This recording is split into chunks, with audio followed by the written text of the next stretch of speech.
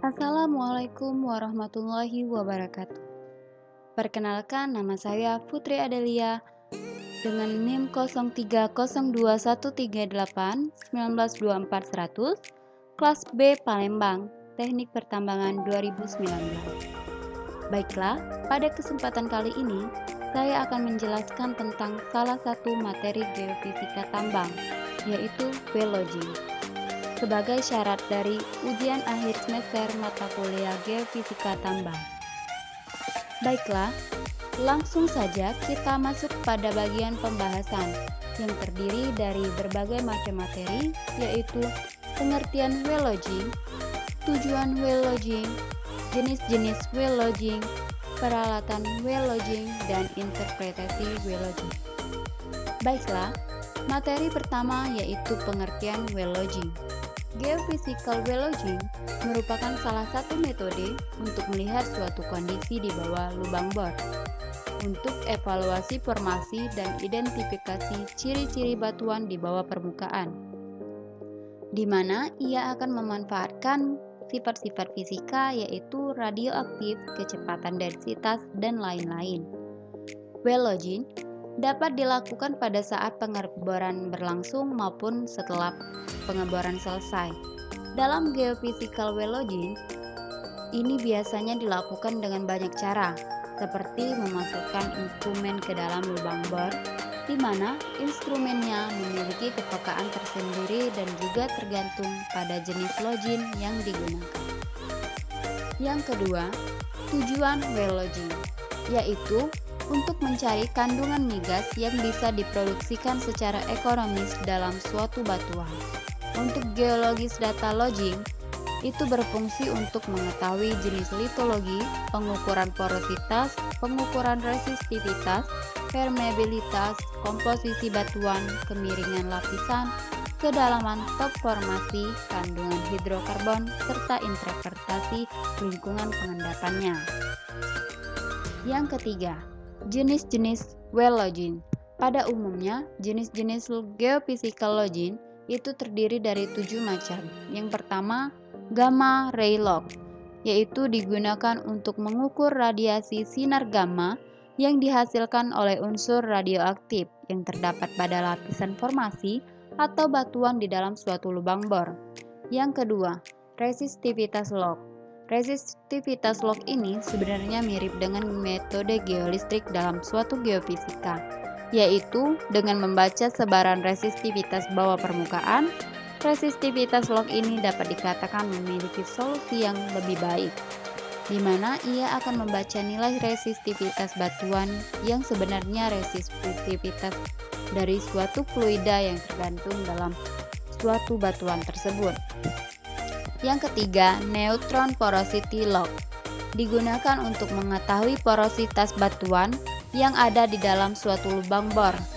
Namun, log ini mengukur porositas yang sesungguhnya dari suatu batuan, maka terdapat pada suatu pori-pori batuan.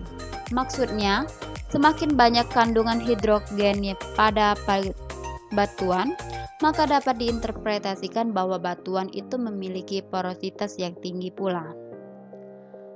4. Log densitas merupakan suatu yang menunjukkan besarnya suatu densitas pada batuan yang tembus dari lubang bor. Nilai densitas yang diukur adalah densitas keseluruhan dari matriks batuan dan fluida yang terdapat pada suatu pori-pori. 5. Log sonic merupakan suatu log yang digunakan untuk mendapatkan harga porositas batuan yang sebagaimana pada log densitas dan log neutron. Log sonic ini menggambarkan suatu kecepatan suara yang dikirim atau dipancarkan pada formasi dari batuan yang terkandung pada matriks batuan serta didistribusi porositasnya. Yang keenam, log listrik merupakan suatu plot antara sifat listrik lapisan yang dapat ditembus lubang bor dan yang berlawanan. Sifat-sifat ini diukur dengan berbagai macam konfigurasi elektroda yang diturunkan ke dalam suatu lubang bor log listrik, seperti log spontaneous potensial atau log SP dan log resistivity. 7. Log caliper untuk mengukur variasi diameter lubang bor saat borehole masih di dalam open case. Log caliper ini berfungsi untuk menentukan lapisan produk, menggambarkan kondisi diameter atau profil dari lubang bor, menentukan letak setting packer yang tepat pada suatu operasi. Selanjutnya, peralatan pada well logging. Peralatan-peralatan yang ada pada well logging itu terdiri dari berbagai macam. Yang pertama, peralatan log densitas, merupakan suatu peralatan untuk sumber radiasi dan detektor.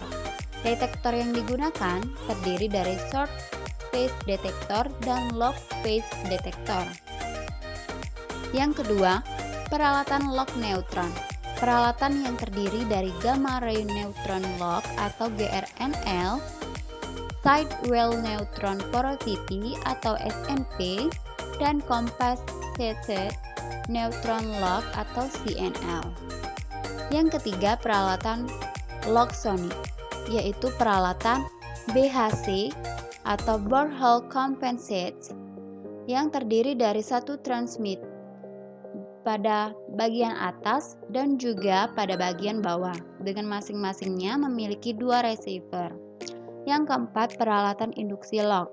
Peralatan ini terdiri dari induksi resistivity tool atau IRT, dual induksi tipe D atau DIT-D, dan dual induction tipe E atau DIT-E, di mana alat-alat tersebut akan menghasilkan jenis log yang berbeda pula. IRT akan menghasilkan induction spherically focused atau ISF, DIT-D akan menghasilkan DIL atau dual, dan DIT-A akan menghasilkan Panzer induction atau PI. Selanjutnya, interpretasi well logging. Interpretasi well logging itu terbagi menjadi dua jenis. Yang pertama, interpretasi kualitatif. Yang kedua, interpretasi kuantitatif. Yang pertama, interpretasi kualitatif. Interpretasi kualitatif ini digunakan untuk mengidentifikasi lapisan batuan, cadangan, lapisan hidrokarbon, serta perkiraan jenis suatu hidrokarbon. Dan untuk mendapatkan hasil yang baik, maka harus dilakukan dengan cara menggabungkan beberapa log.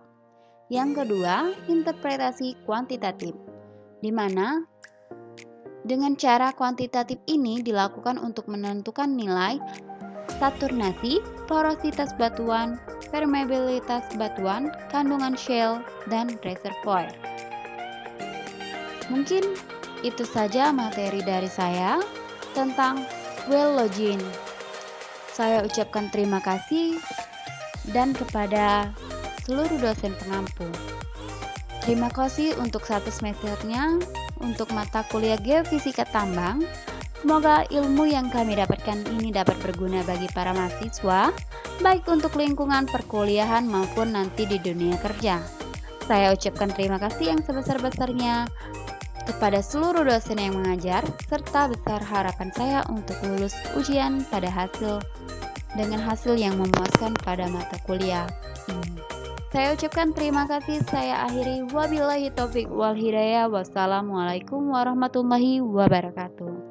Jangan lupa ditonton, like, and subscribe.